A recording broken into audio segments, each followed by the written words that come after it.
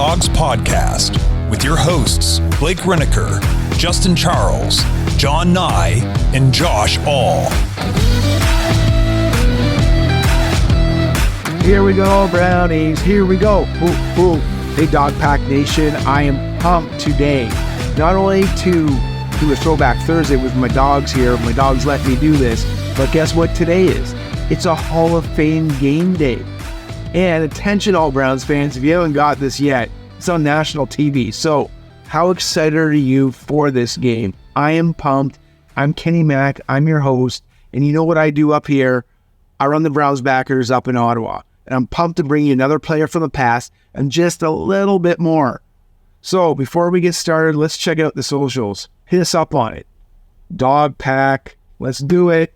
So the Dawgs podcast is on Facebook, Instagram, TikTok, Twitter.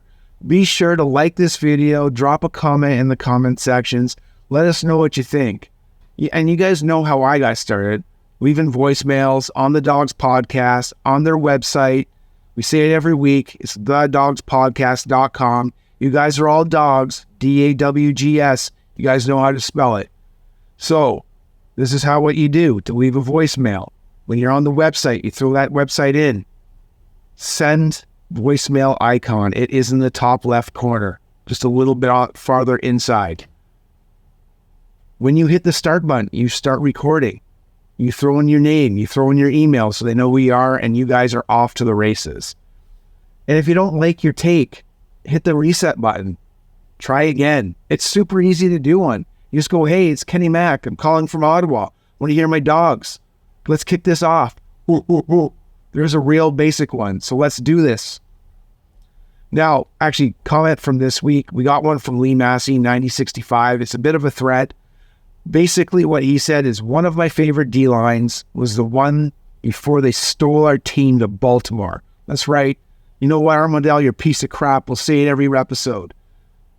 But they had a line. Rob Burnett, Anthony Pleasant, Jerry Ball, Michael Dean Perry.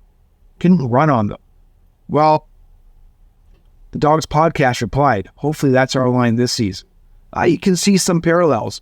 Robert Burnett got the sacks. Anthony Pleasant cleaned up. We're hoping Miles and Za'Darius do that. Jerry Ball, Michael Dean, either one of those could be Delvin Tomlinson with the way his size and the way he pushes the pocket. But he would be Michael Dean for me in this instance. There is no Jerry Ball on this team per se. The closest thing would be our new rookie, Ika, and he just doesn't have the clout yet. But we're hoping that he becomes a Jerry Ball. Believe me, look him up. That'd be awesome if he gets a career like that. Then Lee Massey basically said, or he came back and said, hey man, this team looks better in training camp than it did last year. But I cannot wait to see them go on August 6th. Well, a couple things about that comment. Number one, they're the best I've seen in a decade. Number two, I'm going to be at that training camp, so I might see you there. And that's what I replied. So guys, today, Thursday, August 3rd, and I'm doing this a little bit earlier just so you know. It's going to get released today, but I'm probably taking a nap right now because I just drove from Canada, so I need a nap before I head up to the stadium. So, it's a Throwback Thursday. Let's take a quick look, though, at the Browns' participation in the Hall of Fame. And let's see how we fared that year. So the Hall of Fame game, as you know, is in Tom Benson Hall of Fame Stadium in Canton, Ohio. The birthplace of Football Hall of Fame. Football, was what I wanted to say. They have been in the game, the Browns, 5 times, holding a 2-3 record. So let's see where it started. September 1963 was the first game they ever played in. The Browns lost to the Squealers 6-7. The Browns, coached by Blanton Collier, finished their 14th season at a 10-4 mark. So that's pretty good. To lose to the Packers in the playoffs, boo, 40-23 in the playoffs. Jim Brown, the NFL, set an NFL record of 5.74 yards a carry. And I had to mention this because Stump's saying like 6. So are we going to beat someone this year? But that's the mark, so let's see what we can do. Game 2, August 5th, 1967, they lost to the Eagles 28-13. But the season was very similar. So it was a 9-5 record, and they had also a playoff berth, but lost. This was the final season for a famous Hall of Famer, Lou the Toe Groza. He retired for the second or third time. August 1st, 1981. So they had to wait 14 years to get back into the Hall of Fame. And they would defeat the Falcons in their first home team appearance. So last two I spoke of, they were actually the visiting team. 24-10 is what they the score they won by. The first Hall of Fame win would be marred, though, with a disappointing 5-11 season. Unlike the magical season that we said in previous episodes, the Clay Matthew episode, which that team had 5 come-from-behind victories. This 81 team lost 5 games by 6 points or less.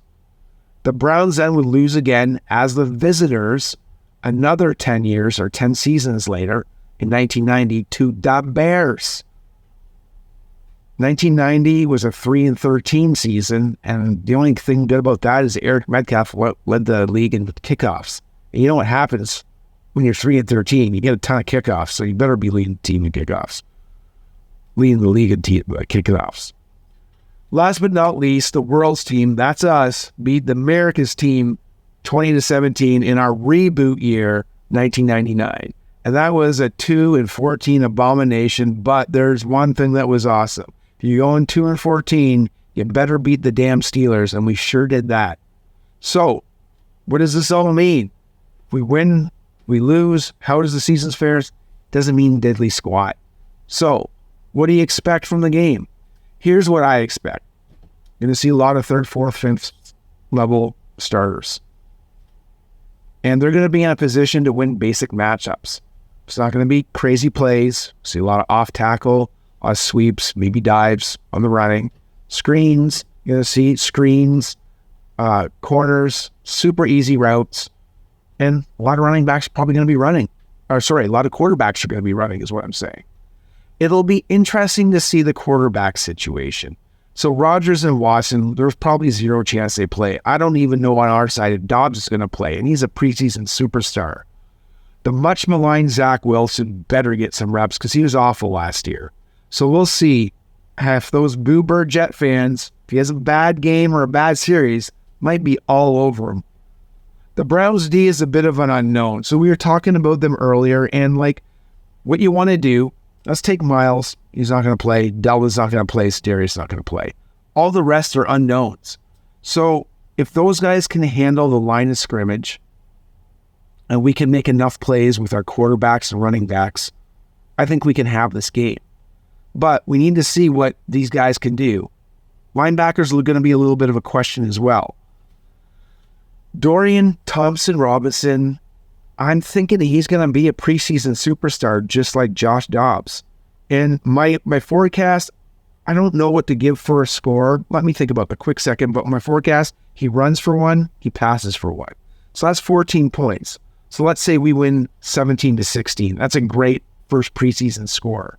Hey, Browns fans here in Ohio, we have an unbeatable NFL preseason offer for you from Caesars Sportsbook. New customers can get their first bet insured up to $1,250 by using our code DAWGSFULL, DAWGSFULL, all one word, when you sign up. Not only will your first bet be completely insured, but you will also be directly supporting our podcast. So if you haven't already joined the Caesars Sportsbook community, now is the perfect time to make your move. Just remember to enter our code DAWGSFULL during sign up and place that first bet. This offer is only available for new customers who are 21 and physically present in Ohio. Please gamble responsibly. If you or a loved one has a gambling problem, call 1-800-GAMBLER. Check the episode description for the full terms of the offer. So Dawgs, are you pumped?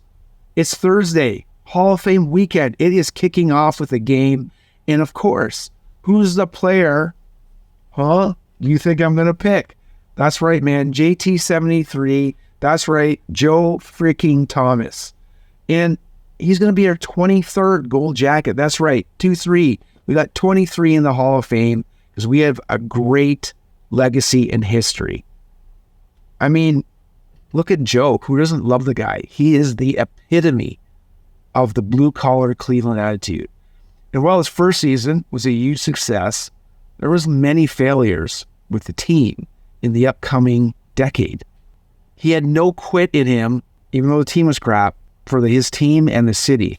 So let's see where all this started. So Joseph Hayden Thomas was born in Brookfield, Wisconsin. While attending Brookfield Central High, Joe discovered football, and not only did he play it, he freaking owned it. Listen to this litter of positions that this dude played: right tackle, defensive tackle, fullback, tight end. Man, he did it all. He also backed up the special teams, and not just as a gunner or something like that. One of the guys on the special teams, he's a place kicker, and he's a punter. Like, two-way player, like he was two-way superstar in high school. Like, check out all these accolades that he had. So he was listed as the top 20 offensive line by PrepStar All-American. He was second all-team offensive guard according to USA Today, and that was also in the Detroit Free Press. All-Midwest team, and that was reported by the Milwaukee Journal-Sentinel. First team all-defensive line, second team all-state offensive guard as a junior. So we didn't even mention anything about guard. And also received first team all-state honors as defensive end from the Wisconsin Football Coaches Association, as per the Associated Press. He also recognized by the same association, the WFCA, Defensive Player of the Year in 2002. Like, this guy can do it all. He had 85 tackles and 12 sacks as a senior. As a junior, he had 70 tackles and 8 sacks, so he was always ascending.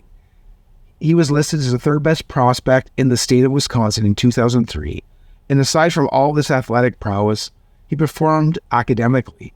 4-year honor roll student, and he was part of the USA Army Academic All-American team, and he played in the 2003 U.S. Army All-American Pro Bowl.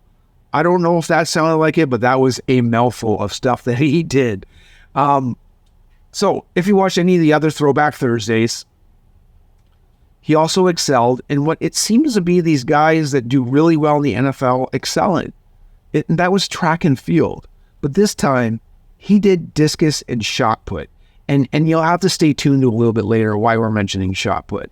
But if you've seen him do any kind of like color commentary or broadcasting, they always love this as a staple. They surprise them. Here's some footage of you when you were in high school or when you were in university doing your shot put. He always blushes. We've seen it every year, so this shouldn't be a surprise to you guys. He was awesome at it.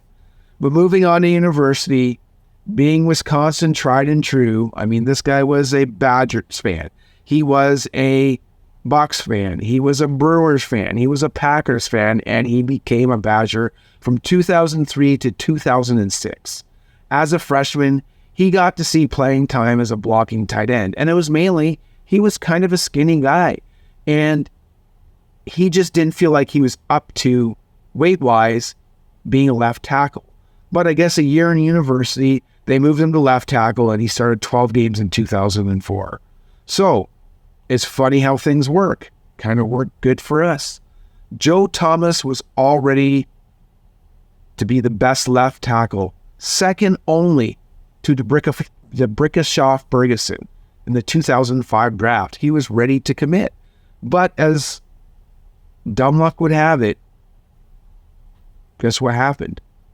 To help out his team, he played defensive end, but he tore his ACL, the Capital City Bowl, which they did win.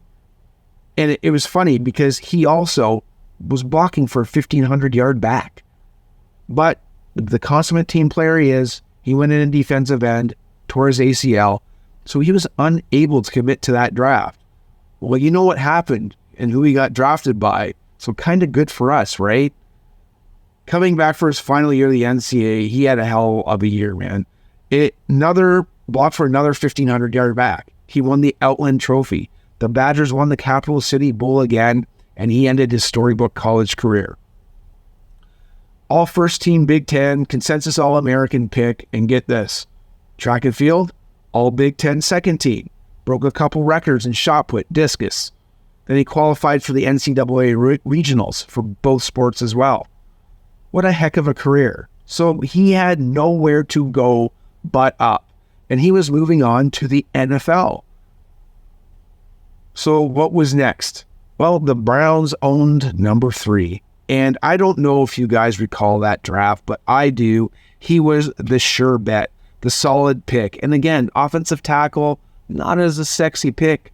Calvin Johnson, he was also slated to go.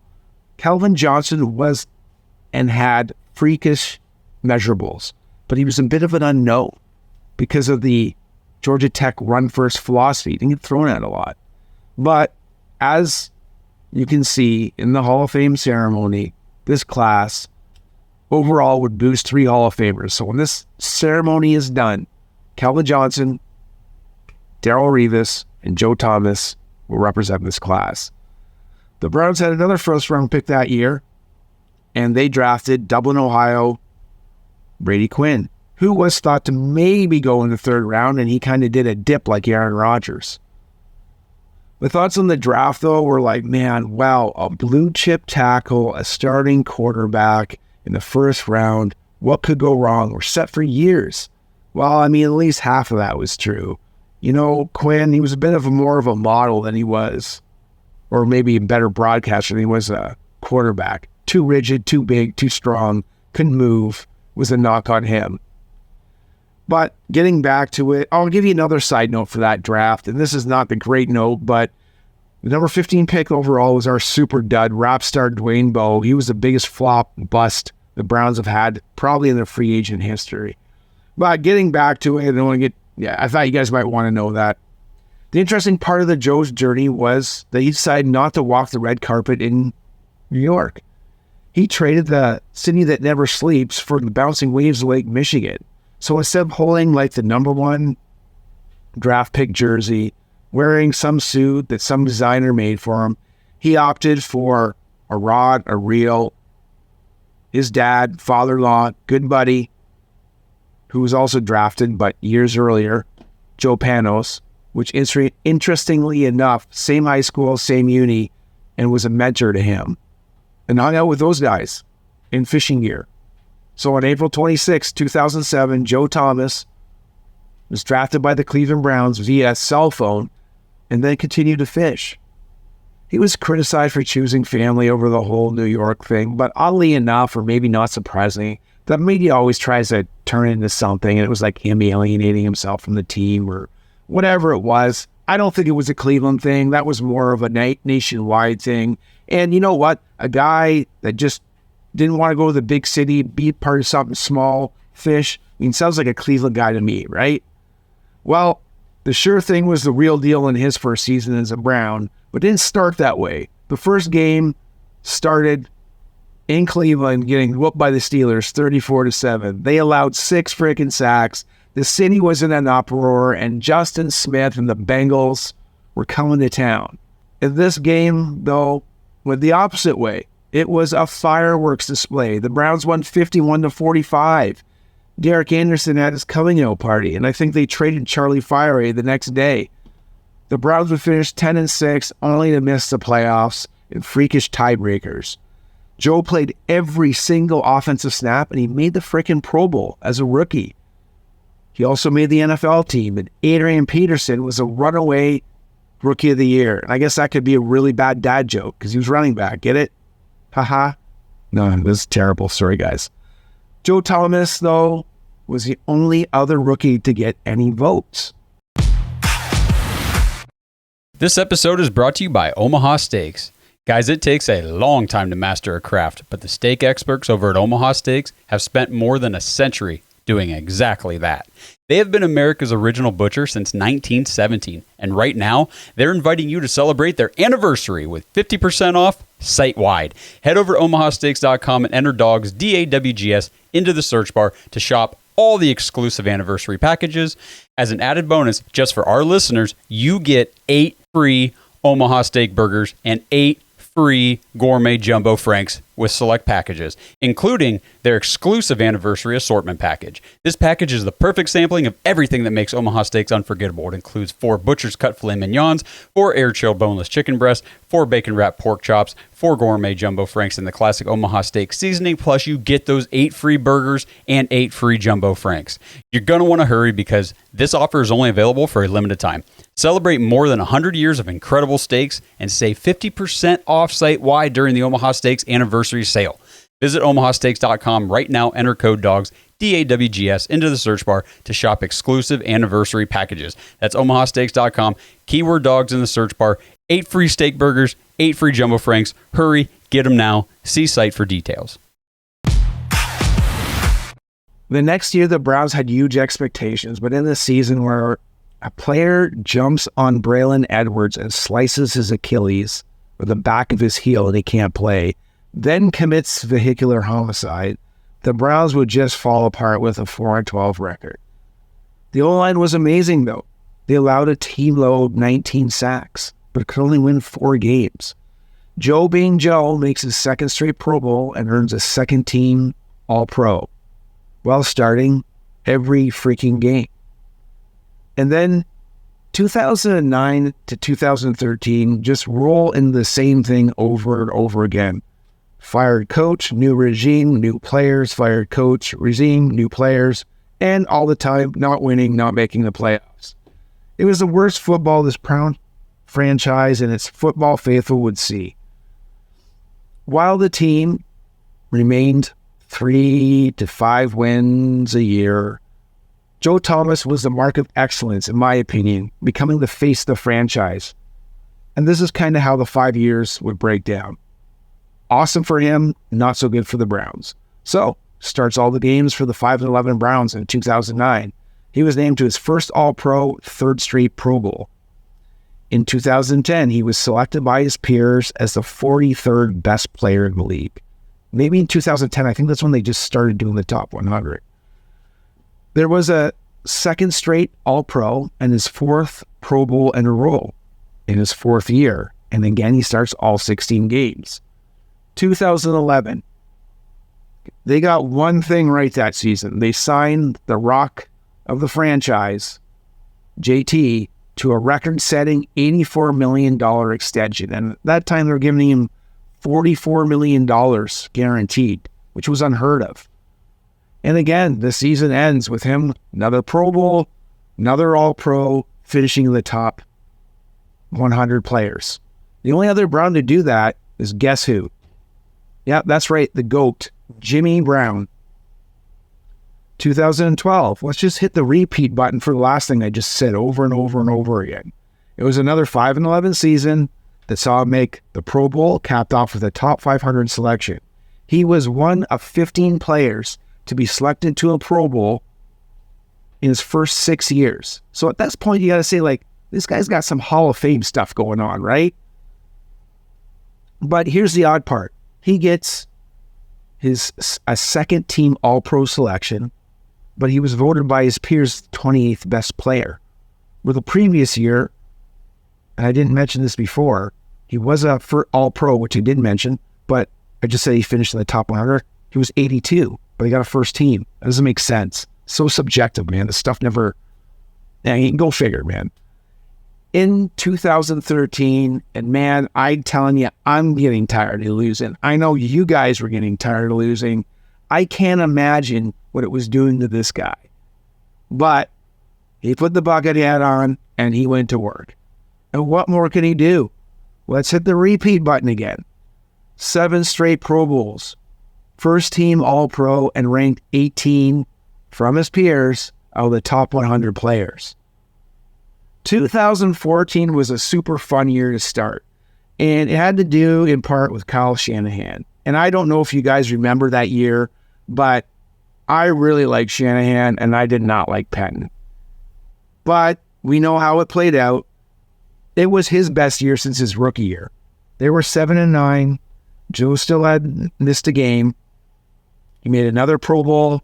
Oh, I forgot to hit the repeat button.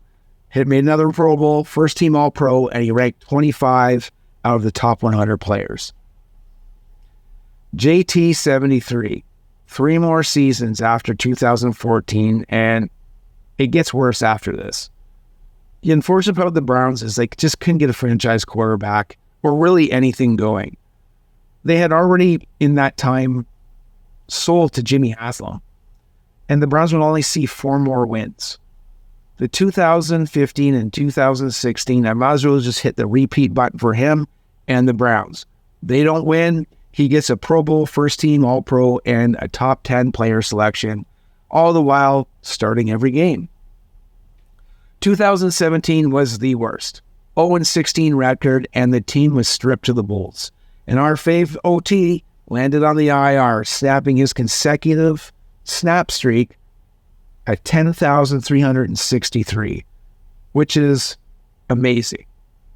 Joe Thomas never had a major injury in his NFL career, but he did reveal in 2017 that he started having episodes of memory loss.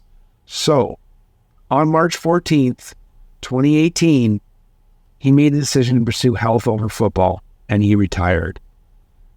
This was an amazingly successful career for a player involved in, this kills me to say this because we all lived through this, 128 losses in an 11-year career. Well, you can divide 128 by 11. That's why the pause is, it's hard to take. We saw all those losses, and it's a lot per season.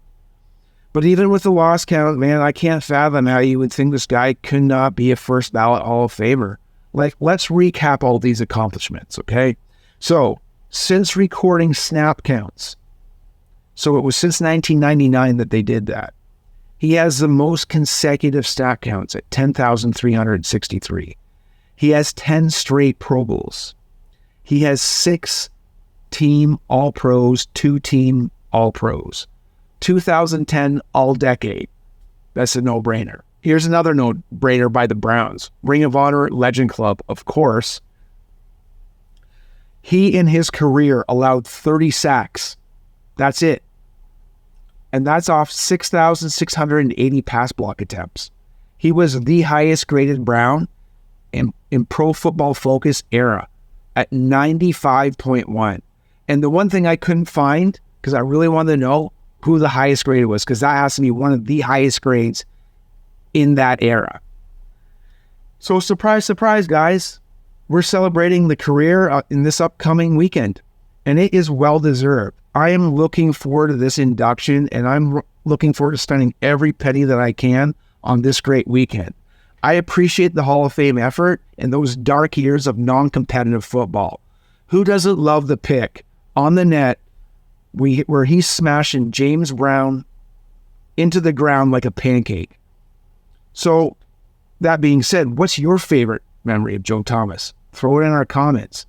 It'd be nice, for Joe to have ridden off in the sun. Maybe, as you heard, the Broncos had Peyton Manning personally call him, try and get him in a trade, and that guy freaking declined. And you know what? He declined for the stability of his family and the respect of the Cleveland fan base. I ran gyms for 8 years, and his weight loss goal, his drive is super impressive. To drop 50 pounds, look like you're show ready. It's unreal. Then what he does, he moves from the field to the podcast / broadcasting career. Makes a ton of sense based on his personality. Who doesn't like the guy? I mean, I want to have a beer with him. You'd want to have a beer with him. Who doesn't want to hang out with this dude? Super likable, super knowledgeable, and he can deliver info in such a manner that those that listen understand and appreciate what he says. For the most part, he seems like he's having a ton of fun. He's super easygoing and laid back. You call me crazy, but here's a quote, and tell me who this sounds like.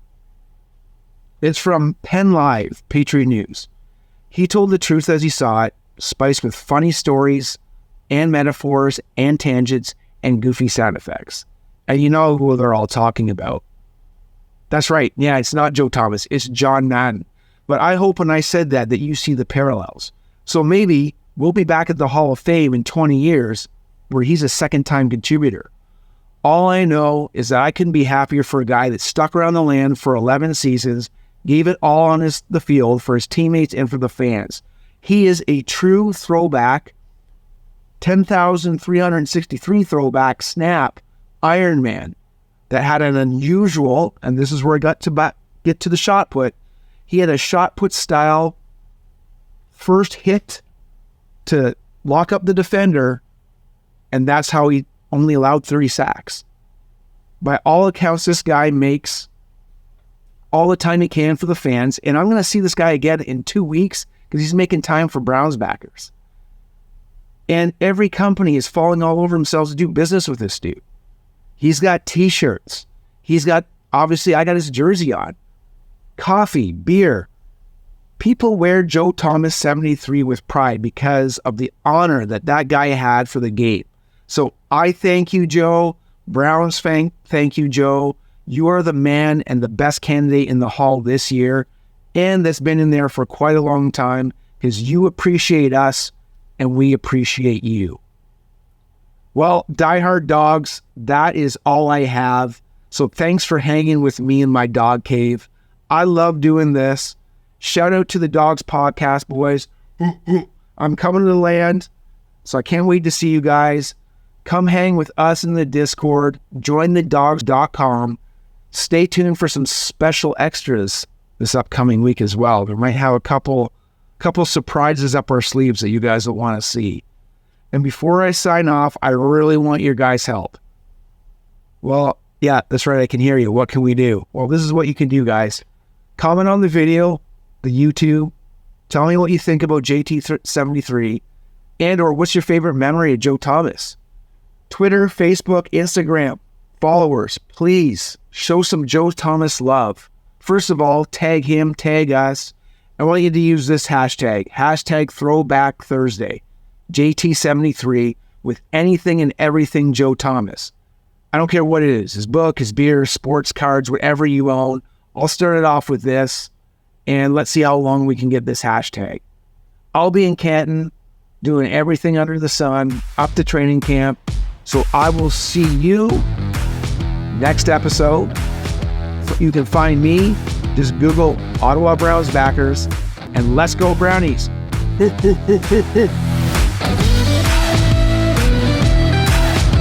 Thanks for listening to another episode of the Dawgs Podcast. Make sure you subscribe on YouTube and follow us on Twitter at the Dawgs Podcast. Get your thoughts on the show at thedawgspodcast.com.